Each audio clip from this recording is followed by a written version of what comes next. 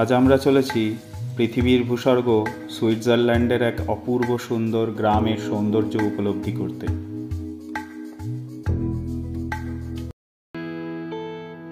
আজ 25শে আগস্ট 2024 সকাল সকাল ট্রেনে বেরিয়ে পড়া হলো বার্ন হয়ে ইন্টারল্যাকেনের উদ্দেশ্যে।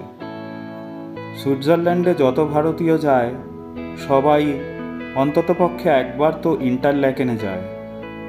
ইন্টারল্যাকেন প্রচণ্ড পপুলার শাহরুখ খান আর ইয়াশ চোপড়ার জন্য।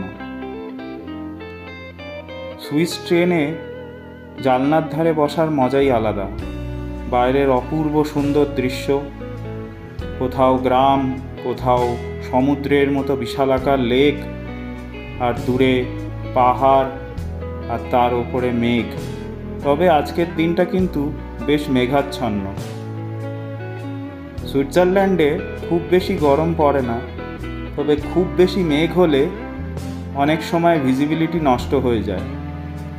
পৌঁছে গেলাম ইন্টারল্যাকেনে। ছোট হলেও বেশ পপুলার টাউন এক ইন্টারল্যাকেন।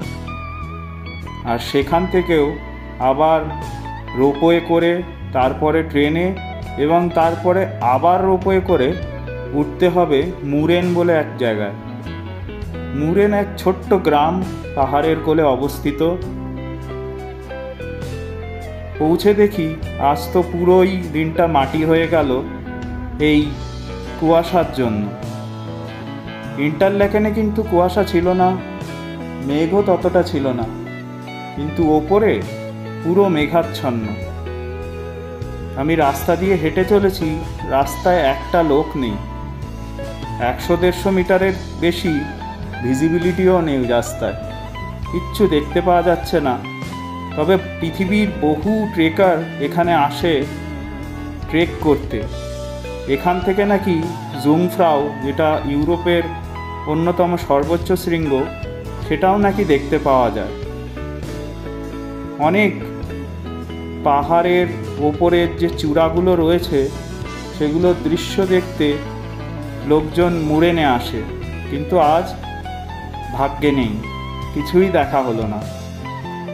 তবে এই ছোট্ট গ্রামটাই কিছুক্ষণ হেঁটে এক্সপ্লোর করে তারপরে নিচে বেরিয়ে গেলাম।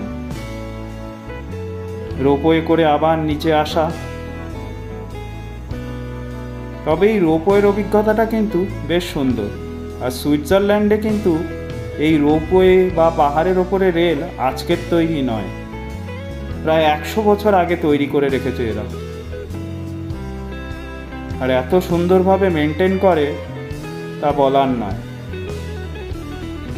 মুরেনটা সুইস পাসে কভার করে, তাই আমার এক্সট্রা কোনো টিকিট কিনতে হয়নি। সুইস পাস দিয়েই আমি ট্রেনেও চড়েছি, রোপওয়েতেও চড়েছি। এখন কিছুক্ষণ ইন্টারল্যাকেনে ঘুরে দেখার পালা, কারণ ট্রেন প্রায় 1.5 ঘন্টা পরে। ইন্টারল্যাকেনের পাশ দিয়ে বয়ে গেছে এক নদী, আর তার ধার দিয়েই তৈরি হয়েছে প্রধান ইন্টারল্যাকেন শহরটা। প্রচুর ভারতীয় দোকান আছে ইন্টারল্যাকেনে। এইবার শুরু হলো জিউরিক ফেরার পালা। বার্ন হয়ে ট্রেনটা চলে গেল জিউরিকে। জিউরিক এক ঐতিহাসিক শহর এবং বলা হয় পৃথিবীর সবথেকে এক্সপেন্সিভ শহর। তবে এই যাত্রায় জিউরিকটা আমি খুব বেশি এক্সপ্লোর করতে পারলাম না, আসলে হাতে সময় ছিল না। একদিন চলে গেল লুগানো দেখতে, আর একদিন চলে গেল ইন্টারল্যাকেন দেখতে। আর আজ রাতেই ফ্লাইটে করে আমি ফিরে যাব প্যারিস। হয়তো আবার কখনো ফিরে আসব জিউরিক দেখতে। জিউরিক লেক আর লিম্যাট নদী, এই দুটোকে কেন্দ্র করেই তৈরি হয়েছে এই জিউরিক শহরটা। বেশ পুরানো শহর, প্রচুর থিয়েটার, মিউজিয়াম রয়েছে এই শহরটাতে। আর আজ রবিবার বিকেল, তাই রাস্তাঘাটে সামান্য কিছু ট্যুরিস্ট ঘুরে বেড়াচ্ছে। সাধারণত ইউরোপে রবিবার লোকজন বেরোয় না বেশি, ফ্যামিলি ফ্রেন্ডের সঙ্গেই সময় কাটায়।